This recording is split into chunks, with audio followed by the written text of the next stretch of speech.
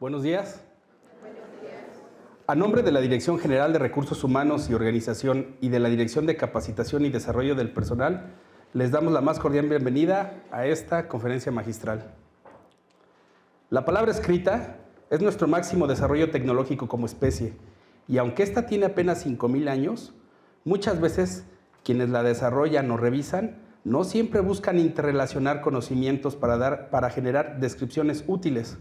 Un claro ejemplo de ello son las leyes de la herencia de Gregor Mendel, que presentó en 1866, pero fueran comprendidas hasta que se pudieron interrelacionar con la teoría de la evolución que enunciara Charles Darwin en 1859.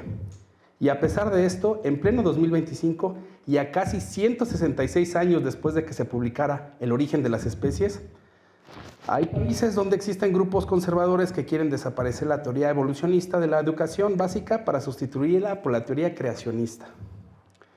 El asociar o interrelacionar información distinta hoy se reconoce como una de las habilidades cognitivas más importantes en los seres humanos, y esto lo saben muy bien los publicistas, políticos, criminólogos, periodistas, entrenadores, meteorólogos, etc.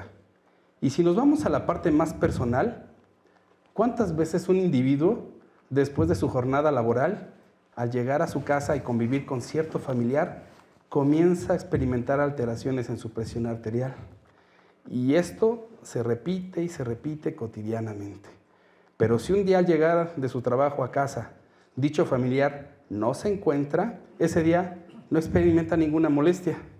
Otro ejemplo es aquella persona soltera que difícilmente se enfermaba, pero después de varios años de matrimonio ya debutó con bronquitis, bronconeumonía, sinusitis, influenza, COVID, colitis, estreñimiento crónico, migraña, etcétera, etcétera. Pero esos son ejemplos, ya ven que casi no pasa, ¿verdad? Bueno, y entonces surge una pregunta muy importante. ¿Cómo se da esta interrelación entre los afectos que cotidianamente experimentamos y la salud o enfermedad que cotidianamente construimos? En este sentido, en la Secretaría de Educación Pública nos complace presentar al doctor Sergio López Ramos, quien viene a impartir una conferencia magistral sobre la interrelación entre las emociones y los órganos, por lo cual le solicito un fuerte aplauso.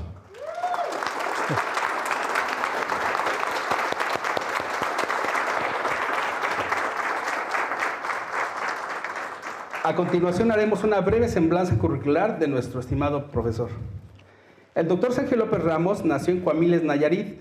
Es licenciado en Psicología por la Universidad Nacional Autónoma de México, es maestro en Historia por la UNAM, doctor en Antropología Social por la Escuela Nacional de Antropología e Historia, profesor e investigador en la UNAM, FES Iztacala, coordinador de la línea Diversidad Cultural y Educación para la Salud en el posgrado de Pedagogía de la Facultad de Estudios Superiores Aragón. El profesor Sergio López Ramos es un destacado investigador mexicano reconocido internacionalmente y de amplia trayectoria en la docencia e investigación. El doctor Sergio plantea una conceptualización filosófica y epistemológica sobre temas diversos, entre los que destacan la salud, los procesos crónico-degenerativos, los procesos psicosomáticos, el trabajo corporal y la pedagogía de lo corporal. Cuenta con la publicación de diversas obras en materias de historia social, historia oral, historia de la psicología en México, antropología, filosofía, lo corporal y lo psicosomático, propuestas terapéuticas, así como en poesía y narrativa. Sus obras reflejan un infatigable interés en la búsqueda de la explicación de la condición humana y en diferentes problemáticas de salud. El doctor Sergio López Ramos incursionó en la meditación Rinzai en el año de 1999 y tras su estancia en Japón logra ser discípulo del patriarca del budismo Zen, el Roshi Ozumi Genso, otorgándole el grado de maestro Zen con el nombre de Henshin. El doctor Sergio es fundador del Centro de Estudios de Atención Psicológica CIAPAC en 1985 y el Sendo Teotihuacán en el año 2000 y del Instituto de Investigaciones Hawái en el año 2010, un instituto dedicado a impartir estudios de posgrado sobre el cuerpo y la salud, donde la búsqueda y la propuesta de nuevas alternativas lo han llevado a la construcción de dicho instituto para investigar el proceso de las enfermedades crónico-degenerativas y el cáncer y el proceso emocional en el cuerpo a lo largo de la historia de México. En la actualidad se desempeña como docente e investigador titular C de la Facultad de Estudios Superiores Iztacala, la UNAM. Es autor de más de 120 libros en torno a la temática de la relación órgano-emoción y las enfermedades psicosomáticas, así como crónico-degenerativas, historia de la psicología en México. Entre sus publicaciones se destacan Lo corporal y lo psicosomático, Diabetes mellitus, órganos, emociones y vida cotidiana, Para ser maestro hay que ser discípulo, y en el año 2013 presenta sus obras completas. Cabe señalar que después de 40 años de trabajo, el doctor Sergio nos presentó sus obras completas editadas por la Facultad de Estudios Superiores Iztacala. Además, en el año 2019, junto con el comunicólogo Daniel Ochoa Campos, apertura en el canal de YouTube La Raíz y la Memoria. Su canal se ha convertido en un oasis de información valiosa e innovadora para promover la salud y la prevención de enfermedades con audiencia nacional e internacional. Damos la palabra al doctor Sergio López Ramos para dar inicio a la conferencia magistral La interrelación entre las emociones y los órganos. Vamos a recibirlo con un fuerte abrazo. El aplauso también. Muchísimas gracias, profesor. Gracias.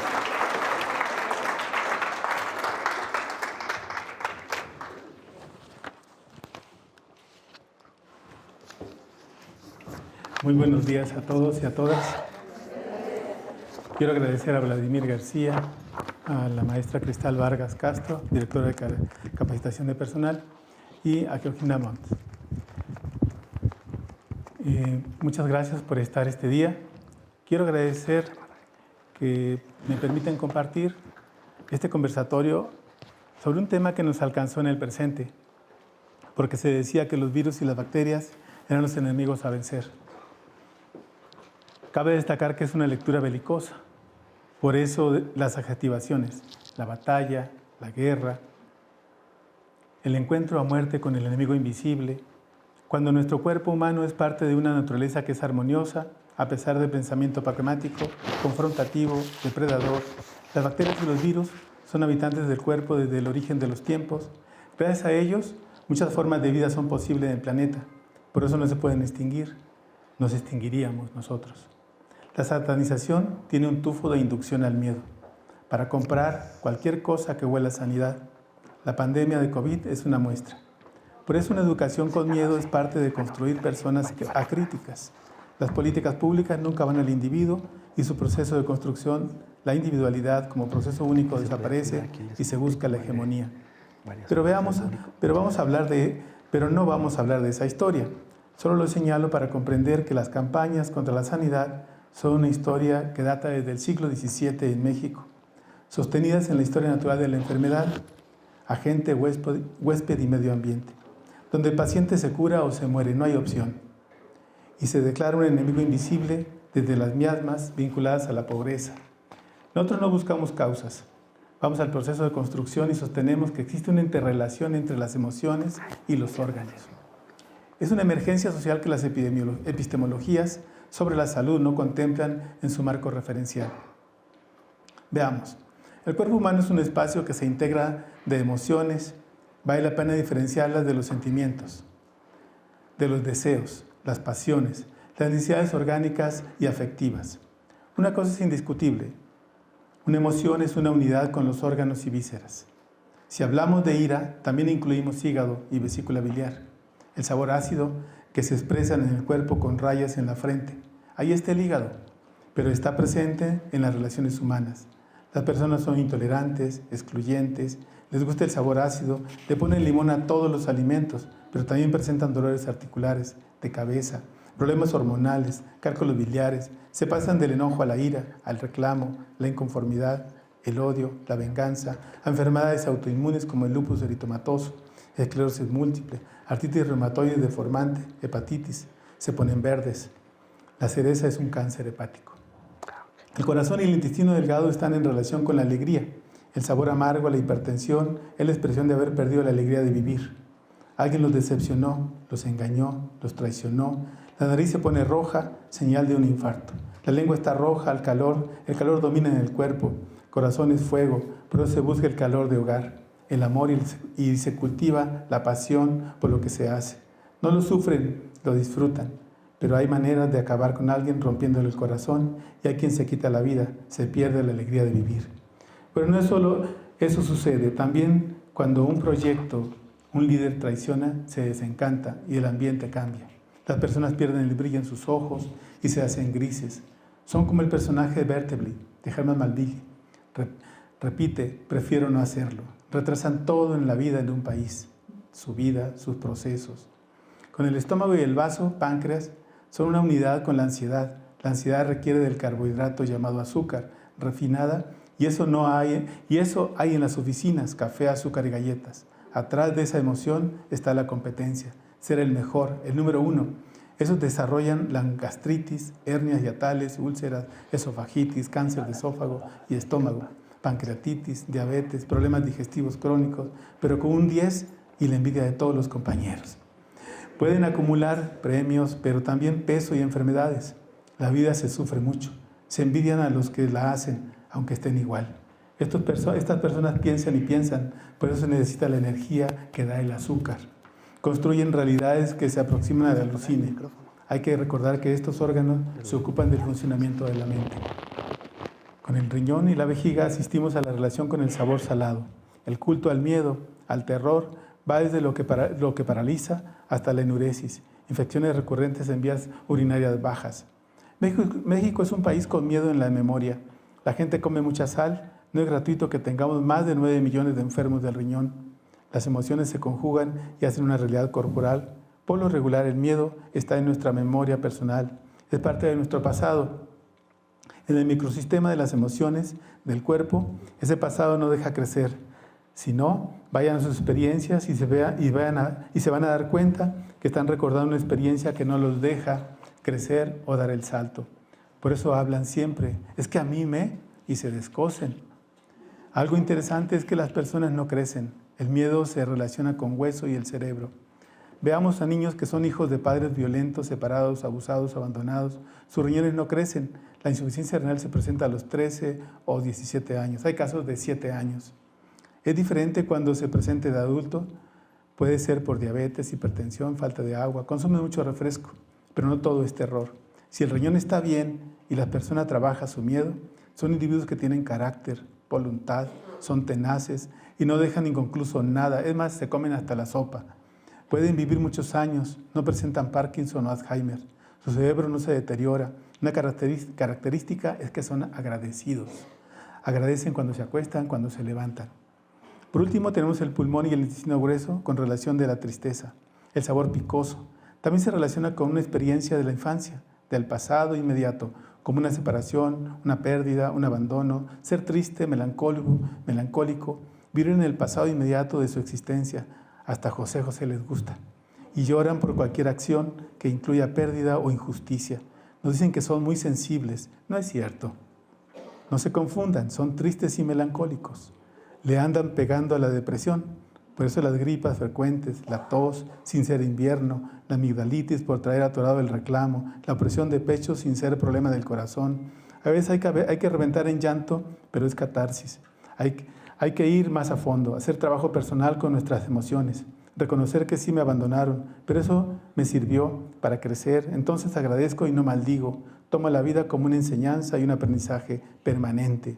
Les recordamos que no solo ellos sufren. Podríamos hacer un sufrómetro para ver que nadie les gana, pero no es así. Siempre hay quien se vuela la barda, pero la cosa no para en el pulmón. El intestino grueso sufre las implicaciones en espasmos, colitis, estreñimiento, divertículos, pólipos, hemorroides, que se vinculan con la ansiedad, el estrés celular, no del celular, sino de la célula, y no solo el laboral.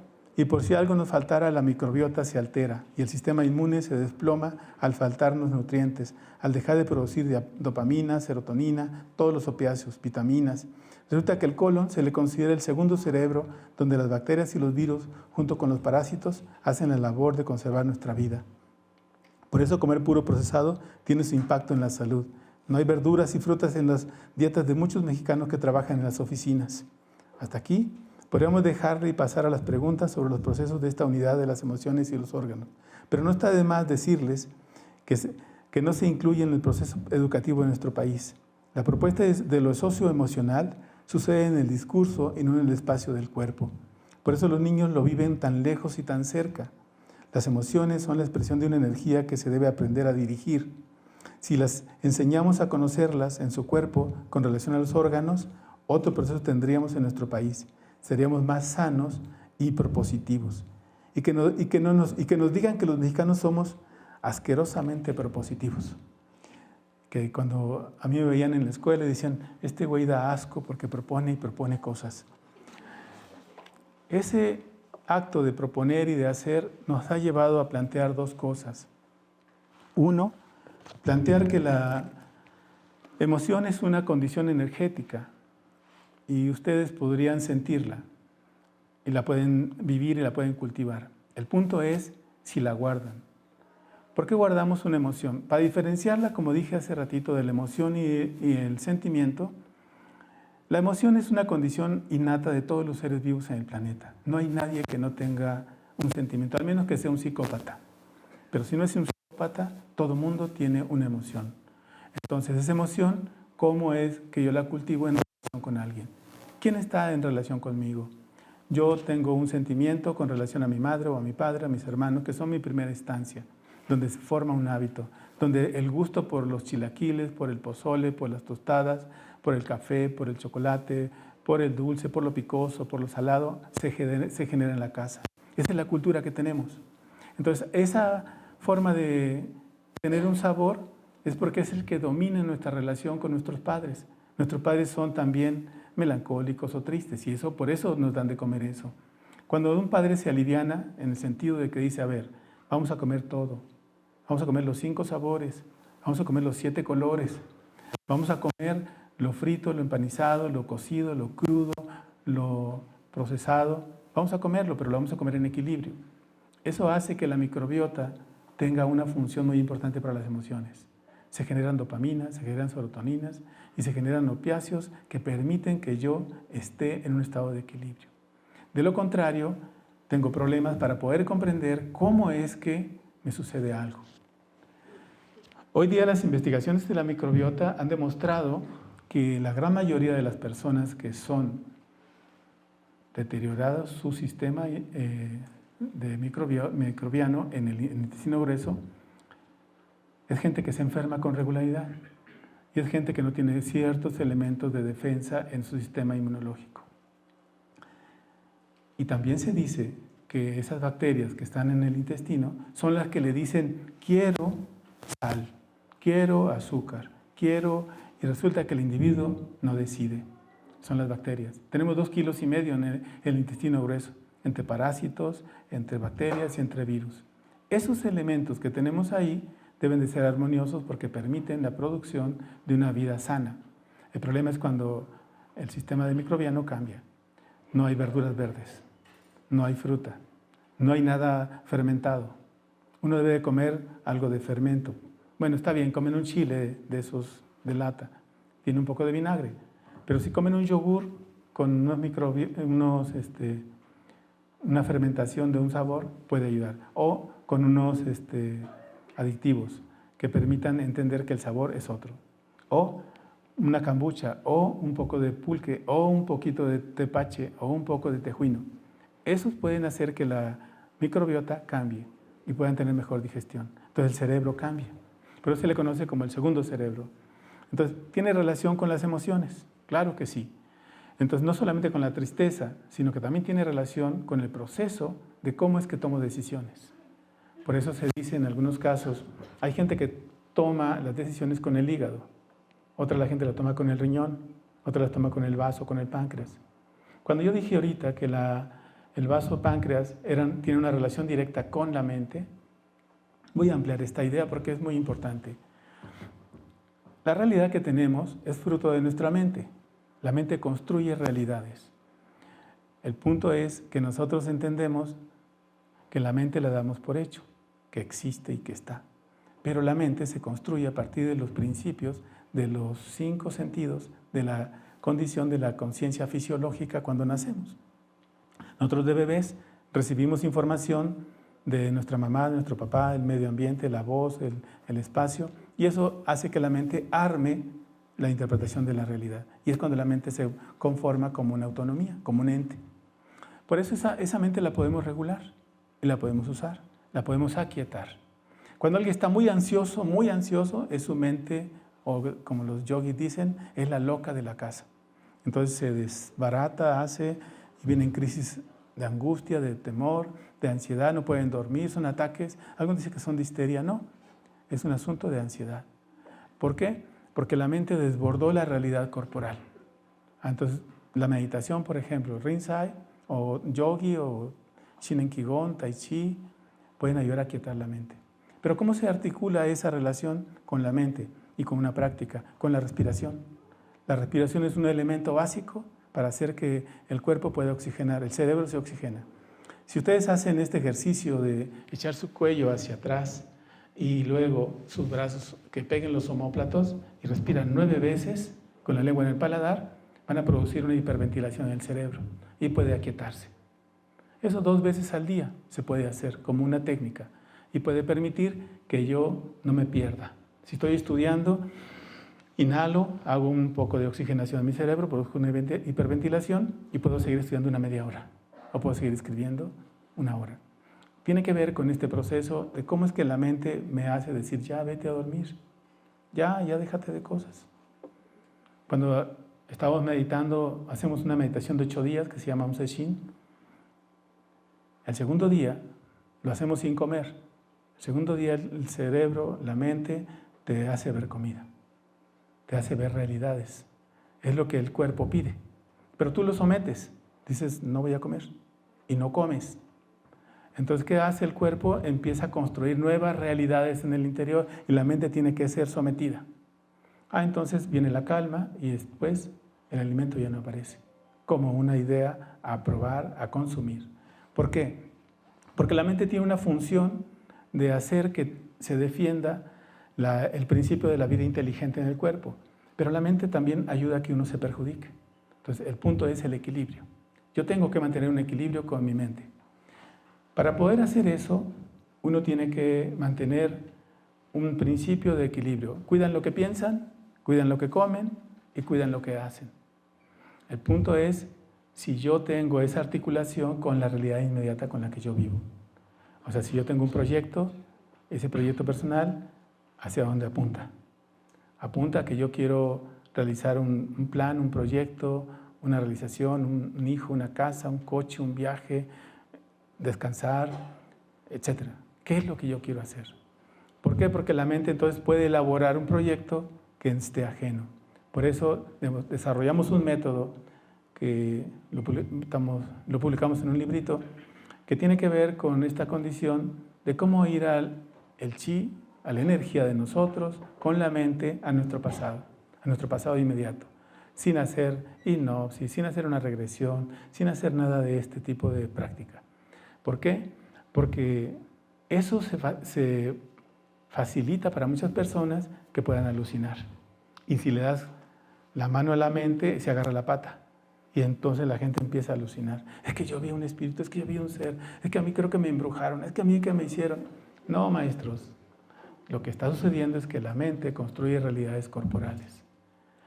Y sí es cierto, sí existe la envidia, sí existe esa cosa de que se secó la matita en la maceta en su escritorio. Porque vino fulana y le hizo así, ¿no? Y se murió la flor, la plantita. Eso es real, existe, pero son las vibraciones que tiene el sujeto porque esa vibración está muy desarmonizada. No es que sea mala leche, es su naturaleza desarmonizada.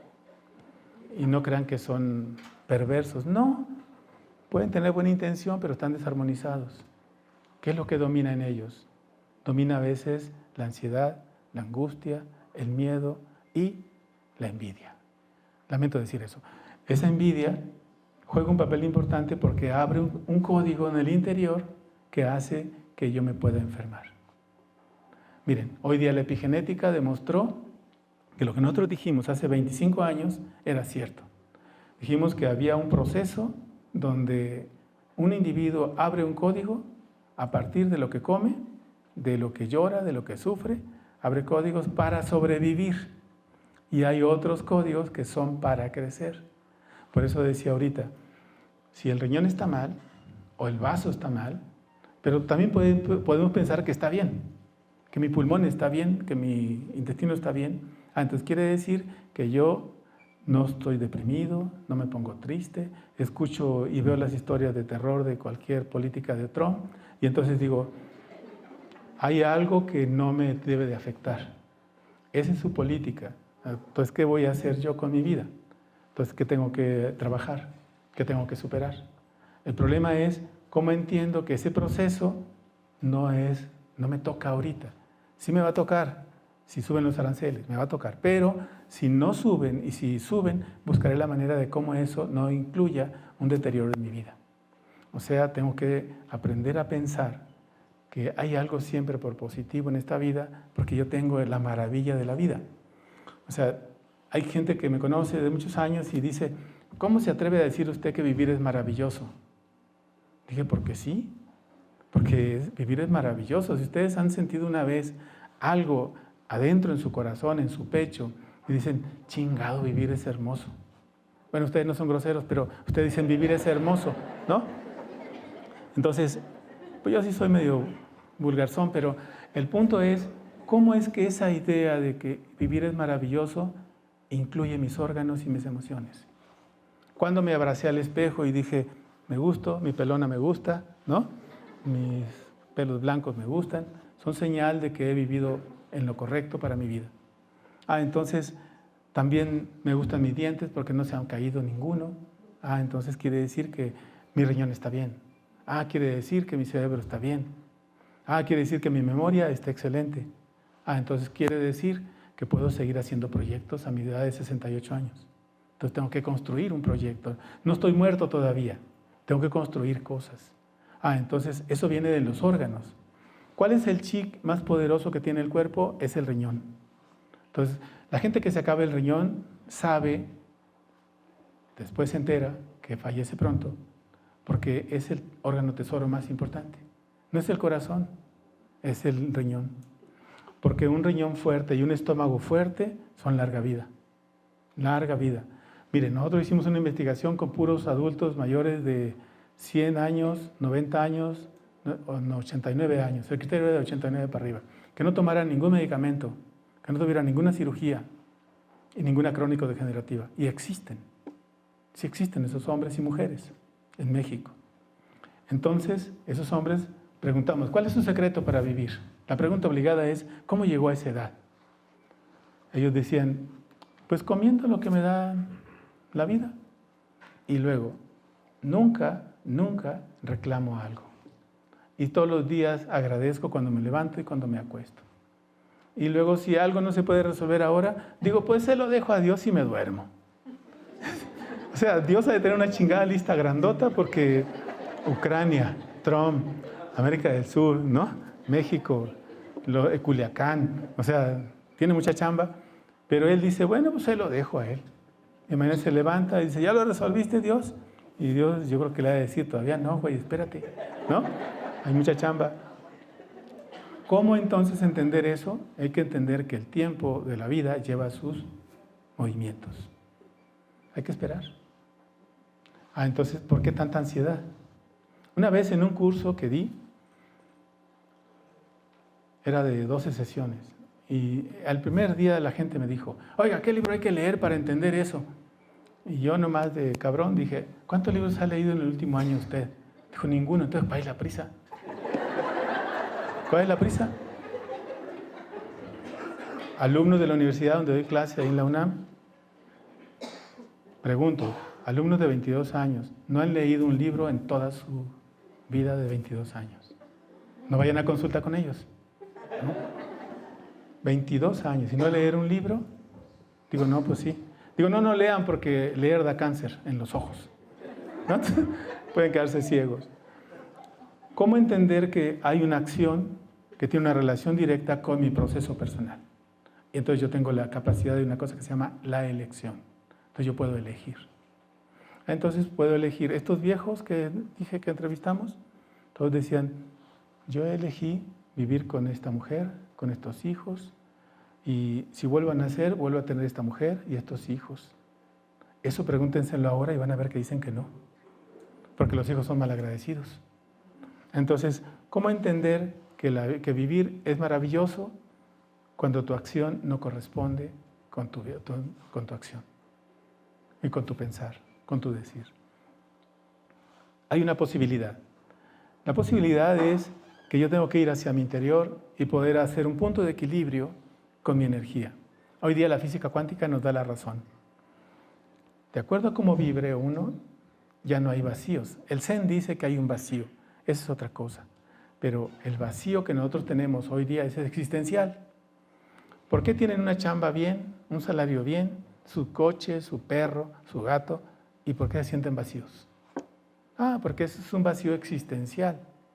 Entonces ese vacío no se llena con nada que les dé ni que consigan, ni con un ascenso, ni con que al otro se le seque la planta y diga, qué bueno, ¿no? Tampoco. O sea, se llena con una acción que va al acto de gratitud interior. O sea, yo me acuesto y yo digo, gracias, este día fue maravilloso, gracias. Me levanto en la mañana y digo, hoy voy a ir a la SEP y va a ser una cosa bien. Yo voy a dar lo mejor que yo traigo. Y bueno, quizás no lo mejor, porque lo mejor es algo que se construye permanentemente. Eso es lo mejor. Y entonces, pero sí, lo mejor de ahora hasta donde voy, lo puedo dar. Y no me voy a quedar con nada, voy a compartirlo. ¿Por qué? Porque a alguien le va a servir. A alguien le va a dar un poco de luz o un poco de chispa, o va a decir, chingado, sí se puede. Si ese cabrón pudo, yo puedo. Y sí es cierto. Yo también dije lo mismo hace muchos años cuando mi maestro decía, sí se puede, amigo. Me decía, niño, sí se puede, niño. Yo tenía 9 años y dije, ¿sí se puede? Sí, dijo, sí se puede. Yo andaba descalzo, un chorcito y todo quemado por el sol, todo prieto. Entonces yo decía, no creo que se pueda. Sí se puede. Pero nada más hay una cosa, tienes que estudiar y tienes que disciplinarte. Pero sí se puede salir de la pobreza intelectual, física, espiritual, haciendo eso, sí. Lo hice. Y a la distancia agradezco mucho. Tengo la foto de él. No está la de ni de mi papá ni de mi mamá, está la de él. Agradezco a él. Porque dijo, por aquí es, amigo. Y por aquí es. Entonces él dijo, el día que digas vivir es maravilloso, ya te quitaste la basura de la cabeza. Acuérdense que ustedes pueden estar guardando cosas en su closet, en su azotea, en sus espacios. Esa es basura. Tírenla. Entonces también guardan reclamos, emociones, cosas que no sirven. Tírenlas. No les diría que las echen al caño porque luego se tapa. Entonces, mejor vayan y grítenlo en un lugar, en la montaña, en un río, en un mar, en un lugar. Vayan y suéltenlo. Ese es un acto de gratitud también. O sea, yo merezco algo mejor. Y ese algo mejor yo me lo puedo dar. Porque ¿saben una cosa? Yo no espero que nadie me dé algo, yo me lo doy. Entonces, la gente espera, por eso sufre. O sea, no hay que sufrir para vivir. Entonces, la gente está sufriendo porque espera siempre algo de alguien. Y yo no espero nada. Mis hijos lo saben, mi mujer lo sabe. No espero nada. Pero sí, yo puedo dar, doy. Si no puedo, hoy digo no puedo. Y no me siento culpable, digo maldita sea, he fallado. No. Dicen, ¿eres un cínico? No. No se puede hoy. ¿O sí? Ustedes algún día no han de poder dar algo y no tienen por qué sentirse mal. Pero que si sienten mal tienen culpa. Entonces tienen una culpa que los va a enfermar. La culpa y el pecado también enferman. Entonces uno tiene que liberarse de eso.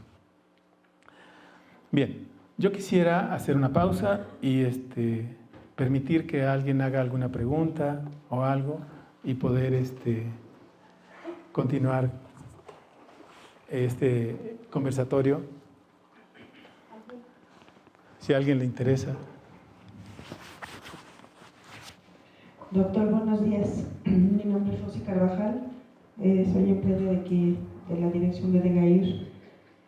Mi pregunta es, esa palabra se escucha completamente hermosa y si el ser humano quisiera hacerlo, yo creo que todo depende de cada uno de nosotros, que queramos tomar la batuta de nuestra vida, de tomar la batuta de nuestra familia y como bien lo comenta doctor, vivir para dar amor, para dar lo que nos nace sin pedir nada a cambio. Ese proceso que elegimos como seres humanos se puede hacer siempre y cuando lo elijamos, el dar con amor, sin exigir nada a cambio. Ese es un acto que se da y como dice usted muy bien, existencial se lleva con una acción de gracia, de luz, de estudiar y disciplinarse. Es tan difícil esta parte, pero sí se puede si uno quiere ser feliz y plantear esa palabra tan marcada. Vivir es maravilloso. Yo creo que depende de cada uno y todo este vivir que tenemos cada ser humano en nuestra vida cotidiana. Simplemente yo puedo comentarle que a mí me tocó vivir mucha carencia respecto a mis padres, respecto a la vida misma, pero la diferencia la hago yo.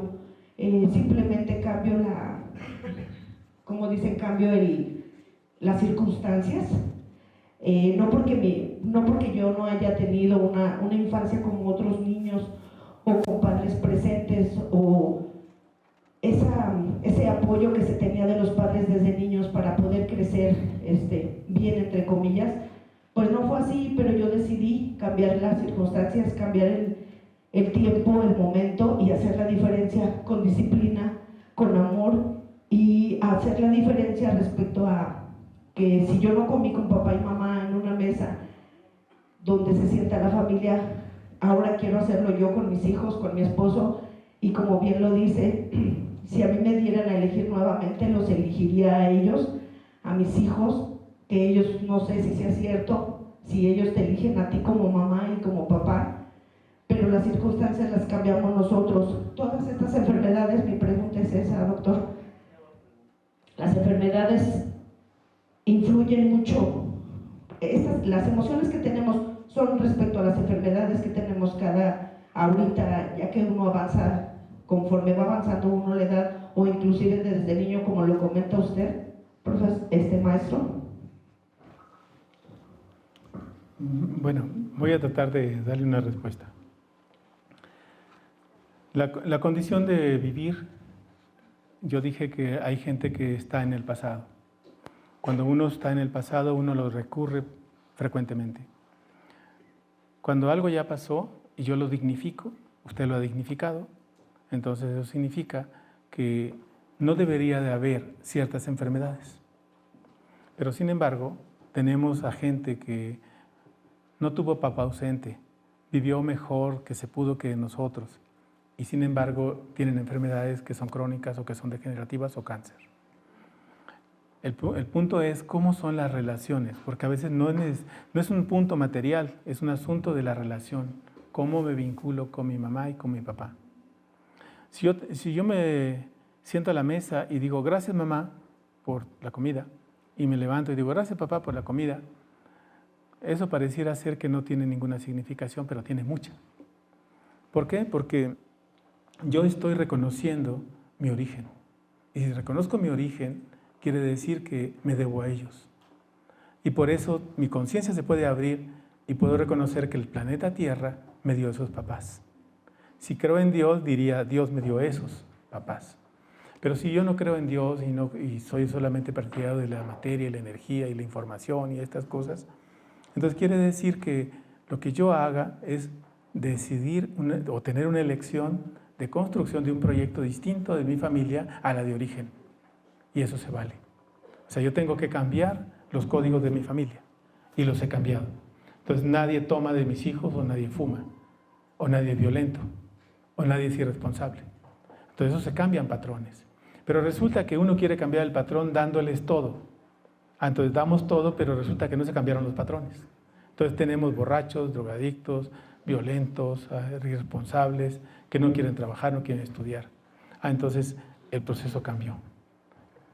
El orgánico, el físico, pero el emocional no cambió. Entonces ahí no encontramos desarrollo espiritual. Ahí no encontramos lo sublime de la condición humana. O sea, nosotros somos habitantes de este planeta y somos partidarios de un grupo llamado seres humanos. Pero ser un ser humano no te define nacer en la especie humana. Tienes que trabajar para ser un ser humano. Y eso hace que tengas un contacto con tu proceso espiritual. Menos no.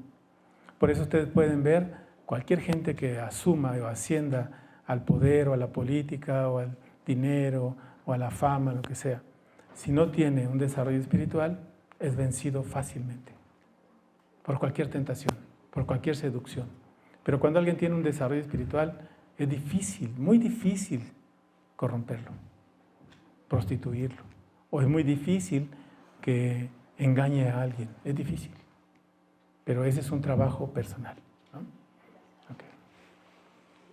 Bien, sí. Doctor, buenos días. Buenos días.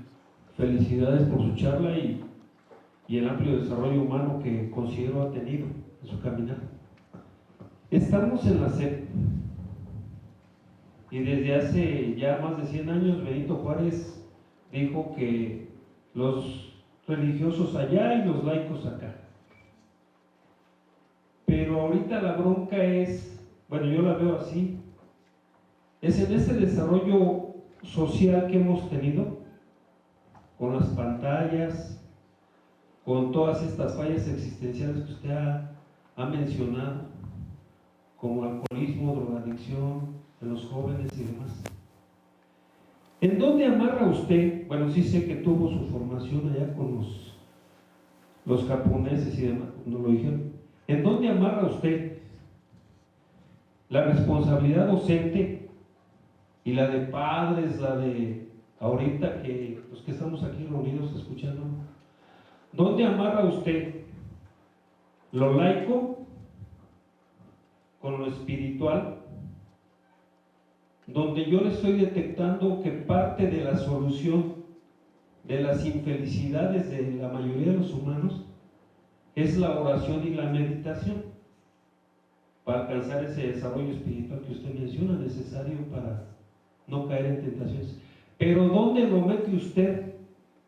Tanto en la docencia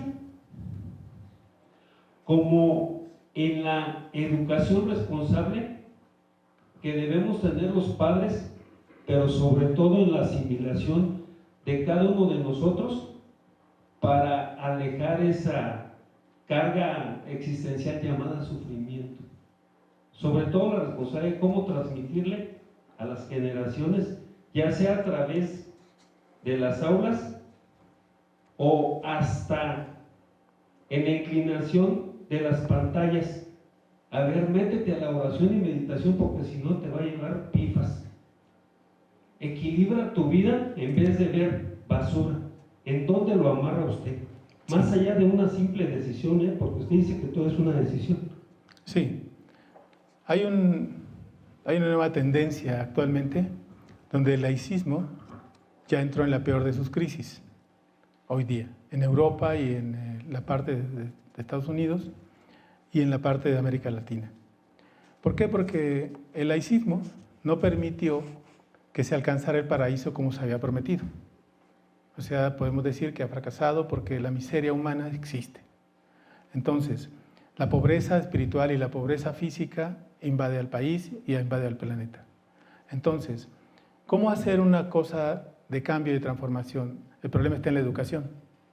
O sea, tenemos que pensar en cómo formar a estos individuos. Cómo los formamos en términos de entender que son fruto de una condición, de un planeta, de un país, y también son fruto de un universo. El universo ya hoy día es un concepto más amplio y más aceptado. Si yo acepto que formo parte del universo, tengo una condición diferente. Si yo acepto que solamente tengo que ser un depredador y golpear y ganar, y transar y ganar, o robarme una plaza, o sea, si tengo que hacer eso, diríamos, no hay posibilidades de que eso amarre en algún lugar como usted dice. Entonces la otra es, nosotros decimos, fíjese, hicimos un trabajo, estamos haciendo un trabajo con niños del seguro y ahora del ISSSTE, perdón, y nos salimos del ISSSTE porque se pelearon los dirigentes. Porque unos querían llevarse el crédito, otros así, y así son. Entonces dijimos, nos retiramos y vamos con otras estancias. Fuimos a la SEP, estamos en primarias, privadas y públicas. ¿Y qué hicimos? Fuimos a educar a los niños cómo expresar un sentimiento, cómo tener una forma de respeto, cómo tener un código moral, cómo no ser un abusivo, cómo identificar cuando estás triste y lo tienes que hablar. Un niñito de 3 años, 5 años, 6 años, 12 años. los de 15, 16, demostrarles qué es esa diferencia entre el amor y la pasión y el deseo hormonal. Esa es una educación. Y entonces ahora sí, ¿en quién tienes que creer? No tenemos que engancharlo a Dios, porque Dios es una categoría. Hoy día los físicos cuánticos dicen, hay una evidencia de que Dios existe, porque dicen los físicos no pueden explicar cómo es que se generó este universo. Dice, entonces Dios está ahí, dice, pero es algo perfecto, muy perfecto. Y si ustedes entienden el concepto de átomo ya no sirve. ¿Por qué? Porque ahora los protones se pueden dividir una y otra vez, una y otra vez, una y otra vez. Y hay 5, 10, 40 partículas que son nuevas. Entonces quiere decir que no hay vacío aquí. No hay. Es una unidad. Pero la pobreza de nuestros ojos no lo permite. La pobreza del siglo XVI, XVII, XVIII, mirar positivamente el mundo, XIX, no sirvió. XX todavía no sirvió. Siglo XXI todavía hay atrasados que ven el mundo objetivamente. Entonces no es un problema divino, es un problema de educación sobre cómo entender la realidad. Entonces nosotros, a los niños que hicimos ya hace 7 años, 5 años, esos niños tienen ahora otro perfil. Entonces esos niños creen en la posibilidad de que su papá y su mamá la están regando. Porque van y le dicen, mamá, no comas eso. Y viene la señora y dice, oiga, ¿quién le enseña eso? ¿Por qué le dijeron eso a mi hijo? Señora, porque llevarlo a comer pizza y pollo Kentucky no es nada saludable para su estómago, ni para su intestino, ni para su hígado de su hijo. Entonces, ¿por qué no toma otra posibilidad? Pero es lo que les gusta. Sí, pero a él ya no le gusta. O él ya tomó conciencia. Entonces, entender cómo cuidar su cuerpo es un primer paso. Porque el cuerpo es el espacio donde vas a cultivar un sentimiento, una emoción, un deseo, una pasión. Ahí vas a cultivar algo. Y ese algo tiene una función de impacto. Nosotros estamos impactando a muchos niños, pero muchos. Y estamos pensando, le estamos apostando a que no es un problema socioemocional de la educación de las emociones. Es un problema de cómo bajarlo al cuerpo. Fuimos a los de la SEP allá, bueno, ahora están acá. Fuimos a ver a unas gentes y dijeron, no, eso no. ¿Por qué no? Pues claro, es un esquema del siglo XIX. Y si es un esquema del siglo XIX, pues están peleándose entre que si son laicos, que si son religiosos, que si esto es ideología, que si es... No, estamos hablando de cómo se construye un ser humano. Y entonces un ser humano que está movido en la culpa y el pecado no puede crecer, no puede tomar decisiones, no puede disfrutar su vida, su comida, su sexo, no lo puede disfrutar. Entonces no puede crecer. Y si alguien se libera de eso, pues lo tachan de loco. En la escuela yo sufrí un montón de persecuciones, de que me querían correr, porque yo dije, el conductismo no sirve, maestros. Lo cognitivo-conductual atrofia el pensamiento de los seres humanos. Y todos dijeron, no, que es lo máximo. Bueno, ya veremos. Eso fue en 1981. Y todavía siguen algunos trabajando esa línea. Entonces, hay que pensar que hay otros procesos y nosotros estamos creando nuevas posibilidades. Y esas posibilidades tienen que ver cómo es que un individuo se construye una vida estando presente con su familia, con su sociedad, con una escuela, y no está pensando en un proceso ideológico de que si Dios existe o no existe, sino que hay una forma más compleja. Gracias. Hay una forma más compleja y más sencilla que es aprender a dar y a recibir o aprender a vencer los deseos. El origen del sufrimiento humano son los deseos. No hay otro origen. Y no es una maldición y no es algo que podamos ocultar. Si alguien desea algo, sufre porque no lo tiene. Y cuando lo tiene, sufre porque lo quiere cuidar. Y cuando lo tiene y lo quiere cuidar, quiere más. Entonces sufre, siempre está sufriendo. Y no vive y no disfruta. Por eso, esa es una vida de sufrimiento. Entonces, ¿dónde está Dios? Ahí en esa lógica. No estamos hablando de Dios, estamos hablando de la vida. Pero la vida es fruto de un proceso más complejo. Ya no vale la teoría de Opari, no vale de que somos fuera del espacio, no vale de que venimos de la profundidad del azufre del mar, no vale de que fue un accidente. No. Se cuestiona hoy y se dice, tenemos la vida como la cultivamos. Ya no se pregunten lo otro, cultívenla. desarrollen el potencial humano que tienen y sean distintos a todos los que los antecedieron. Hay una línea, hay una tendencia hoy, actualmente, de unos filósofos ingleses que están diciendo, lo que vamos a dejar sirve a los que vienen, los no nacidos. ¿Han pensado ustedes en los no nacidos? Para decir, ¿los vamos a educar de tal manera? Estamos en la SEP.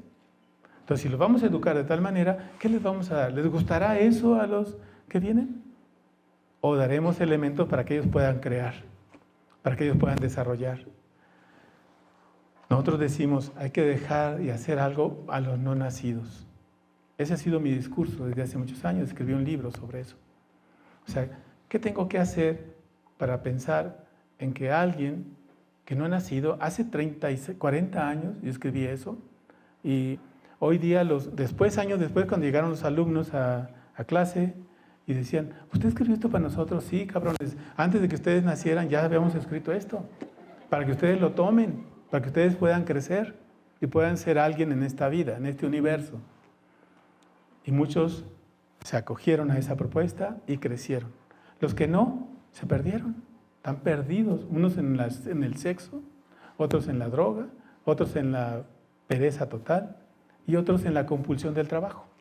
Se perdieron y no aparece Dios en ningún lado, ni siquiera el Espíritu, ni siquiera la paz interior, no aparece nada. Son unos, no zombies, sino son unos vegetales caminando. Y uno dice, se perdieron esos talentos, ¿no? Hay gente que tenía talento, ustedes han de conocer a mucha gente que tiene talento y dice, yo lo hago cuando quiero. Pues no es cierto, es como los alcohólicos. Yo dejo el alcohol cuando quiero. No es cierto, no lo dejan. Los que la droga tampoco, los adictos al sexo tampoco. No lo dejan. O sea, eso no es ningún secreto. Entonces, ¿cómo entender que la condición de lo divino tiene que cruzar el proceso educativo sin entrar en procesos religiosos? Entendamos que existe un universo que da vida a todos los existentes y nos cruza a todos. Y eso se agradece. Por eso yo agradezco a la vida.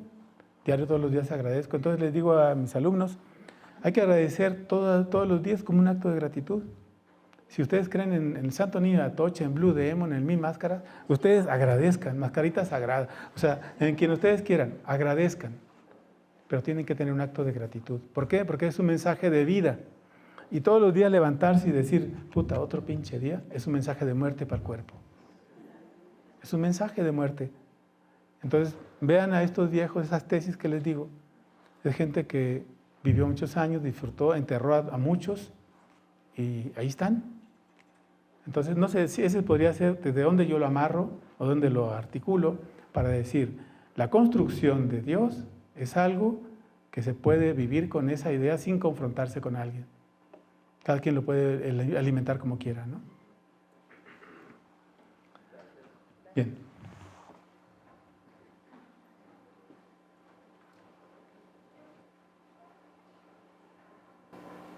Buenos días. Buenos días. Al principio usted hablaba de una enfermedad que yo tengo, el lupus eritematoso sistémico.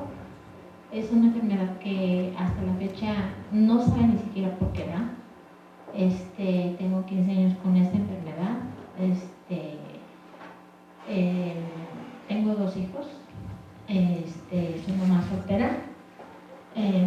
Batallo diario con esta enfermedad, pero diario digo, puedo y tengo que salir adelante. Muchas personas de aquí me conocen, cómo le he hecho ganas a esto. No saben, le digo que ¿por qué es esta enfermedad? Es una enfermedad muy fuerte, muy fuerte, y digo, tengo que salir adelante, eso es lo que pienso, porque sí es bastante delicada. En mi mente estoy que por mis hijos, primero por mí y después por mis hijos, que tengo que sacarla, porque sí es bastante delicada. Y sí, es una de las únicas personas que he escuchado que hable de esta enfermedad. Sí, le voy a dar unos datos, no para que se espante, sino para que lo comprenda. Nosotros hemos investigado a más de 30 personas con lupus eritomatoso. La investigación consiste en hacer una historia de vida y ver cuál es el proceso de dónde se enfermaron. Porque le da a las mujeres en su gran porcentaje, no a los hombres. Ok, entonces, todas las mujeres que hemos entrevistado con lupus eritomatoso y algunos hombres, 2, todos tienen un vínculo con una madre o con un padre. Mal. El vínculo está mal. O la relación está mal. Entonces puede ser el esposo, puede ser la mamá, puede ser la esposa, puede ser el papá. La relación que se construyó es una relación de destruir al otro. O sea, me dieron ganas de darle en su madre. ¿Y se lo guardó? No es ningún secreto eso. Entonces, como se lo guardó, el cuerpo tiene una cosa que se llama memoria emocional y memoria celular. Así como dije ahorita, me levanto y digo, este día es bien chido, bien bueno. Es un mensaje que yo mando de optimismo para mis células. Y mis células van a vibrar en esa frecuencia. Las células vibran, el cuerpo de nosotros vibra a la frecuencia de la Tierra, que es 7 de Schumann. Ahí es donde vibra. Cuando hemos roto esa frecuencia, se altera el funcionamiento y entonces la célula tiene posibilidades de cambiar o de mutarse. No se muere porque no está diseñada para morir. Quien la haya diseñado, la diseñó muy bien. Entonces, si una emoción como la ira, el reclamo, la inconformidad, que es lo que usted tiene, eso lo empuja a su interior y no salió, el cuerpo genera la autoinmunidad, por eso es una enfermedad autoinmune, usted solito se lo produjo. Entonces usted se mandó un mensaje de muerte hacia allá, pero se vino para acá porque no lo sacó. Entonces, el cuerpo empieza a autodestruirse. Eso significa que yo debería de reconciliarme con alguien, o debería de perdonar, o de disculpar, o de hacer algo que me permita que yo detenga ese proceso. Porque eso es lo que hacemos nosotros. A ver, vas a trabajar ese proceso, por eso hablamos del trabajo personal. No va a ir a terapia y va a hacer catarsis, no. Va a enfrentarse con su conflicto. A ver, ¿quién es el que hay que matar? Vamos a ir, ¿no? Tenemos que darle una madriza. ¿Quiénes de aquí se apuntan? Unos 3, 2, vamos, ¿no? Ah, trajimos a Vladimir. Vladimir puede ir, está mamado. Ok, entonces, vamos a ir. Vladimir, ¿eh? ¿Te apuntas, Daniel? Sí, Daniel allá está. Entonces, vamos y lo golpeamos. No es cierto, no vamos a hacer eso. Pero eso es lo que diríamos. ¿Contra quién la trae? Siempre hay alguien quien va. Entonces, sí se sabe. Usted lo sabe, los médicos no lo saben, pero nosotros sí lo sabemos y usted lo sabe. Ok, entonces va a haber crisis cada 3 meses, cada 6, cada 2, cada mes, de acuerdo a cómo alimente su coraje, a cómo alimente su inconformidad. Eso genera que el virus se acelere. Es un virus y se acelera. El problema es si viaja al riñón y lo va a destrozar. Ok, entonces uno tiene que tener una condición de detener el proceso. Entonces cuidamos lo que comemos. ¿Qué le van a mandar? Le van a dar cortisona. Es lo que le van a mandar porque no cura. Esa madre no cura. Lo que va a hacer es solamente hincharla. La va a poner gordita, redonda, ¿no? Entonces, ¿qué tenemos que hacer? Enfrentar el proceso. Eso es lo crítico. Pero entonces lo va a enfrentar y puede entonces dar el salto de que no venga cada 6 meses, que venga cada año la crisis. Y eso sí es que usted lo festeja como aniversario, ¿no? ¿Sí me entiende, no? Pues bueno, a la salida nos ponemos de acuerdo, ¿no, Vladimir? Sí, entonces, lo hacemos por placer, ¿no, Daniel? Sí, entonces, hemos golpeado a varios. Sí. A ver, ¿sí le queda claro cómo es? Entonces, lo estoy haciendo también de broma porque no lo quiero hacer tragedia. Porque acuérdese que el sufrómetro, o sea, usted dice, yo sufro un chingo, pero pues hay alguien que le gana, de seguro que se la mata, ¿no? Entonces, y a ese también hay otro que se la mata. Entonces, mejor nos ponemos así suavecitos y decimos, bueno, pues este es mi caso, ¿no? Ok, entonces, ríase, ¿no? Ok. Bueno, ¿quién más?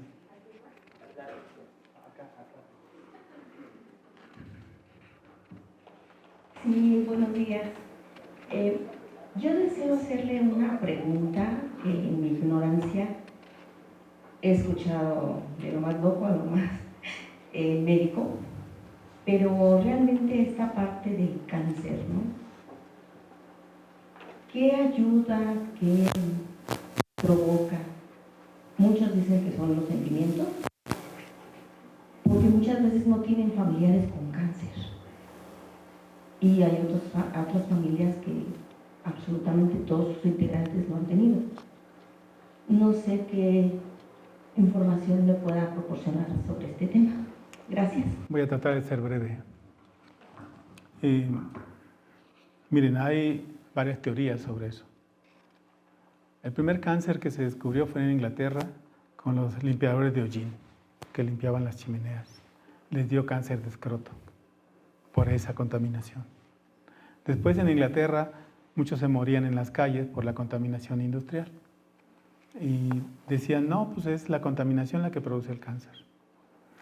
Después aparecieron los alimentos procesados, años 30, y dijeron, no, pues son los procesados. Después a alguien se le ocurrió ir a Mendel y dijo, Mendel dijo que había un asunto genético. Entonces se mueren todos porque todos tienen cáncer igual y se hereda. Después vino la epigenética y dijo, no es cierto, eso no es cierto, y no es cierto. Se mueren porque viven bajo un techo que tiene asbesto, que tiene un tinaco de asbesto en aquel entonces. Hoy día todavía hay mucha gente pobre que lo tiene. Eso es cancerígeno. En Santa Clara, en San Pedro Jalostó y Santa Clara Cotitla, tiene los índices más altos de cáncer de pulmón y de hígado y de garganta. En toda América Latina, por si no sabían. Ahí hay una fábrica de químicos de Estados Unidos instalada en 1920. Yo hice la investigación en los años 82 para poder entender por qué se morían esas gentes y tenían cáncer en ese lugar en especial. Bueno, ya investigando, hay una instalación de esa fábrica que llegó a México porque en Estados Unidos no la querían y era de asbestos y de químicos. Y todavía está ahí. Tiene una cosa enorme donde está protegida con algodones porque puede explotar un día de condiciones químicas. Entonces esa arrojaba los químicos y acabó con todos los árboles y todas las cosechas del lugar. No hubo ya ninguna cosecha de los agricultores de 1920-24. ¿Qué hizo la empresa? Les compró a todos. Cállense y les compro. Y ahí está, es el lugar más contaminado. Entonces, después vino que los colorantes, el anaranjado, el rojo, ya saben. Y muchos no se mueren, comen eso y no se mueren. Y que era el tabaco y no se mueren. Y así, ¿no? Bueno, entonces después vino la teoría con la neurociencia y la condición de la inmunología y dijeron, el problema son las emociones. A ver, dígame cuáles. Ya dijimos ahorita, la ira que tiene la compañera afectó a su hígado. El odio. Vamos a poner la ira. Sí, espérese tantito. La ira, ahí. Entonces, sí, porque también vamos a ir a golpear a otro, entonces, ¿no? No, esas emociones no necesariamente generan cáncer porque la ira se necesita, el miedo se necesita, la alegría se necesita, la tristeza se necesita, la ansiedad se necesita. No hay que quitar las emociones. A ver, estamos equivocados, no las vamos a quitar, las vamos a equilibrar. Y de equilibramos, va mejor. Si ustedes vienen de su trabajo aquí y vienen ansiosos y llegan aquí y se acaba la ansiedad, no, llegan aquí y los presionan que hay que entregar el informe que no sirve para nada y el otro informe y el registro y luego la ansiedad aumenta. Ok, entonces esa ansiedad duró una semana, pero resulta que no duró una semana, ustedes ya tienen 30 años, 20 años, 15 años, duró ese tiempo. Entonces se afectó el páncreas, se afectó el vaso y se afectó la gastritis, la colitis. Ok, no terminó en cáncer, no porque ustedes no tengan herencia, sino porque esas emociones hubo días donde las pudieron regular. Pero alguien que tiene una emoción dominante durante 1 año, 2 años, 20 años, termina en autodestrucción. No importa cuál sea. Si alguien perdió la alegría de vivir, se muere antes. Así. Y alguien también tiene mucha alegría, también se muere. O sea, no crean que no tener alegría o tener mucha alegría es bueno. No, el punto es el equilibrio. Entonces llegó la epigenética y nos dijo, la condición medioambiental y la condición de los alimentos hace que se abran genes, ellos les llaman genes calientes o genes fríos. Están abiertos o están cerrados. Entonces, si están abiertos, el código que he abierto posibilita que yo desarrolle un cáncer en 3 años, 5 años, 6 años, 20 años, 30 años. El más largo es el colon, 30 años. Y los otros pueden ser en 5, en 4. Por eso pueden ver a alguien que está muy bien, además su estudio está bien, pero 6 meses después ya tiene un cáncer de mama. Después ya tiene un cáncer de próstata. Después tiene un problema en el hígado. Entonces dice uno, ¿cómo? Sí, es que eso no abrió los códigos todavía y lo registró, sino que tarda un tiempo.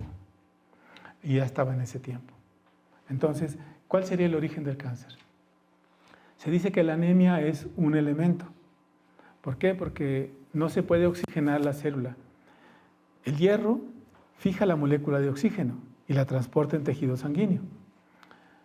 Y si lo transporta y lo fija bien, el nivel de hemoglobina y el nivel de oxigenación está bien. Pero si siempre está el paciente en 11, en 9, en 12, en 10, en 8, bueno, sí hay gente que tiene en 8, pues es que Dios es muy grande, pues es que cómo anda caminando ese, pues solamente chiqueado de Dios, ¿no? Entonces, esa gente tiene muchas posibilidades de abrir un cáncer, porque la célula no se oxigena. El problema del cáncer es porque la célula no tiene oxígeno y entra en crisis. Y la célula no está diseñada para morir. Si Dios la hizo muy bien. Si el universo la hizo muy bien. No entra en muerte, no se muere. Lo que hace es mutarse. Y ese es el cáncer. Un mezquino, hay 270 más o menos tipos de cáncer. Un mezquino es un cáncer, una verruga es un cáncer. Y son cánceres benignos. Pero cuando se enconan y llegan a adenocarcinoma, sarcoma, leucemia, es otra cosa. Entonces, el problema es cómo evoluciona ese proceso por el individuo. Entonces, la producción de tumoraciones en el cuerpo es permanente por los seres humanos. Alguien puede tener una bolita de grasa en la espalda, en el cuello, en la mano, es un lipoma, pero es por la comida. Pero también es porque cuando era niño tenía mucho frío y entonces el cuerpo produce grasa para protegerse y le queda la memoria de producir grasa con frecuencia, lo operan y vuelve a brotar. O sea, todo tiene una explicación, no es misterio. O sea, eso significa meterse un rato a leer. O sea, nosotros hemos metido 42 años en esto. Por eso decimos, a ver, me los están chamaqueando si les dicen que es herencia. No hay herencia. Solamente, ni las herencias que les dejan a los otros, porque luego se pelean y entonces ya no hay herencia, ¿no? Entonces, es un problema. Entonces, ¿cómo entender el cáncer en nuestros días? Lo entendemos como un proceso de construcción individual. Si todos lo comparten, por ejemplo, la familia es diabética, 7 diabéticos, ¿no? De una familia de 10 o 15. Pues que todos comieron lo mismo durante 40 años.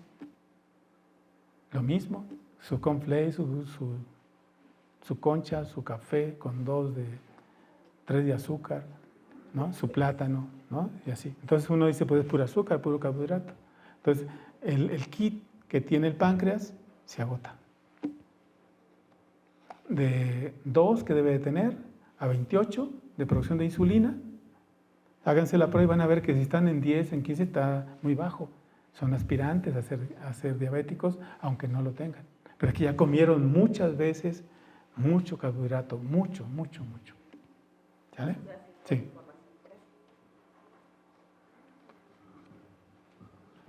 Bueno, mi consulta es en torno a cómo es que han logrado asociar determinados órganos, en particular con determinadas emociones. Sí, esa es una propuesta taoísta de hace 5.000 años de los chinos. Entonces, lo que hemos hecho nosotros es bajarla a los mexicanos y hacer el estudio con miles de personas. Y correspondió. O sea, todo mundo que es ansioso tiene gastritis. Todo mundo que es ansioso tiene posibilidades de desarrollar una úlcera, una hernia hiatal, y pensar. Y puede hacerse diabético un día o generar una pancreatitis. Y ya lo hemos confirmado con amigos que se han muerto y con otros que están en vías. Entonces, el sabor picoso, ¿cómo lo asociamos ahí? Bueno, lo asociamos con la teoría dice que el picoso tiene que ver con la tristeza. Entonces vamos a entrevistar a los tristes, sin que ellos sepan.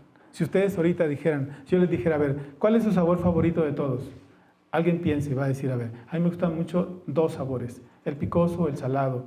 Otro va a decir el dulce, el picoso, el salado, el ácido. Pero no van a decir que les gusta mucho el amargo. Todos van a decir de estos 4 sabores. Entonces, de esos 4 sabores me da un indicador para decir qué padecimiento tiene. Y no falla.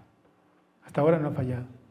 Si de lo que expliqué ahorita y dije, el que le echa sal antes de comer, antes de probar la comida, ¿por qué le echa sal? ¿Porque es una manía o no? Es que porque es un miedoso. Ese es un riñón. Ese entonces tiene problemas de absorción, se levanta en la noche a orinar. No debería de levantarse uno a orinar en la noche. Entonces es riñón, es vejiga. Entonces tiene miedo, prende una lucecita ahí abajo. No puede dormir con la luz apagada. Es miedo, es inseguridad. Entonces veamos que tiene cosas inconclusas en su vida. ¿Cuántos libros tiene en su casa? Vamos a poner que tiene 100. Uy, es un montón. Bueno, póngale que tengan 100. De esos 100, ¿cuántos ha leído? Que no sea la introducción. ¿Y ahí los dejó? No están concluidos. Así como se hace eso, en la vida personal pasa lo mismo. La otra vez les dije, a ver, si un cristal en su ventana está roto, luego le ponen un hule, porque llegó la lluvia. Y ahí se quedó el chingado hule durante 2 años, 3 años, le ponen uno nuevo. Es algo que no se concluye. La mesa está coja o la puerta pega y no lo arreglan, tiene 20 años. O sea, hay cosas que no se concluyen. Hay cosas que no se cierran. Y entonces eso tiene que ver con sus vidas, están estancados. Entonces yo tengo que mover eso, tengo que concluir eso. Tengo un libro que empecé hace 2 semanas, me lo voy a terminar. ¿Por qué? Porque 1 es mi trabajo, 2 es mi disciplina y 3 lo tengo que hacer. Entonces si a los hijos no tienen esa disciplina, entonces ya no es riñón, eso es pereza, es irresponsabilidad. Entonces ya es otro plano. Pero también tiene que ver con las formas de cómo se construye un individuo. Entonces cada sabor, cada órgano tiene una función y cada uno de ellos tiene una relación. Por ejemplo, en los taoístas dicen, el hígado alberga al espíritu. Los cristianos dicen, está en el cerebro o en la amígdala. Miren donde estén, pero que lo desarrollen. O sea, yo no me preocupa si está en un lugar u otro, porque no lo desarrollan. Entonces, el tema es el trabajo con relación a los órganos. Entonces, vean su plato que comen y vamos a ver que eso que comen tiene una función en las formas de decidir en su vida. Lo que estoy haciendo tiene que ver con lo que como. Entonces, si nada más tengo 3 colores, 4 colores en mi plato y tengo todos los colores, los 7 básicos. Si los tengo, eso quiere decir que tengo un buen funcionamiento del hígado, del páncreas, del pulmón. Pero nada más tengo café, tengo rojo, o tengo verde, o tengo blanco. Y ya. Pero no, ¿dónde está el morado? ¿Dónde está el violeta? ¿Dónde está el amarillito? ¿Dónde está el rojo? ¿Dónde están? El verde. No están. Entonces hay un déficit. Y comer así genera problemas de salud años después. Un cáncer, un pólipo, un divertículo, un problema en el cerebro. Entonces tiene que ver con eso. Una esclerosis. La esclerosis múltiple es como el lupus eritomatoso. Es una enfermedad autoinmune. Se va endureciendo el cerebro. Y la artritis reumatoide deformante es una condición también autoinmune. El sujeto quiso matar a alguien, pero no lo mató, no hizo nada, ni una cachetada, ni una patada en la espinilla, nada. Entonces quedó la información en su vida y se empieza a matar a sí mismo. Eso es lo que hace. Pero se empieza a destruir en un falange, en otro falange, la manita, ¿va? Y se queda cucho y ya. No puede, ¿no? Ni limpiarse la cola. Entonces, ya eso ya es complicado, ¿no? No sé si eso le explica, da la idea. Y nosotros hemos desarrollado la teoría para los mexicanos. Y hemos creado una propuesta que le hemos llamado psicología de lo corporal. ¿Sí? Con una metodología, con una explicación epistemológica y bajado a la educación para los niños. Bien. Bueno, pues vamos a darle un fuerte aplauso al doctor Sergio López Ramos. Muchísimas gracias, doctor, por acompañarnos.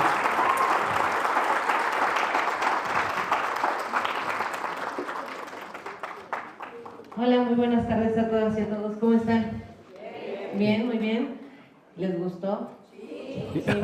Yo creo que, doctor, yo creo que el día de hoy nos vamos a ir con muchas ideas, nos vamos a ir con muchos aprendizajes. Esperemos que estos aprendizajes sean significativos y realmente nos ocupemos en nuestro autocuidado. Y yo los felicito mucho por estar aquí, porque este es un principio. Esto significa que se están preocupando por ustedes y sí, es muy válido por sus hijos, sus hermanos, sus familiares, pero tenemos que empezar por nosotros mismos. Y para nosotros nos da mucho gusto que ustedes estén aquí y se hayan quedado toda la conferencia para poder aprender y poder ustedes de alguna manera crecer. Eso se llama crecimiento. Y doctor, le agradezco infinitamente que esté con nosotros a nombre de la Secretaría de Educación Pública, de la Unidad de Administración y Finanzas y de la Dirección General de Recursos Humanos. Le agradecemos profundamente que haya compartido sus conocimientos con nosotros. Bien. Muchas gracias. Bien, gracias. Muchas gracias.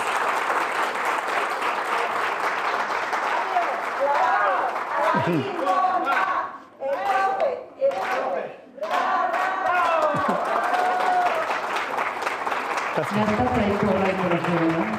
No, pero muchas gracias, esperemos tenerlo muy pronto. Este es un reconocimiento que le entregamos por parte de esta dependencia.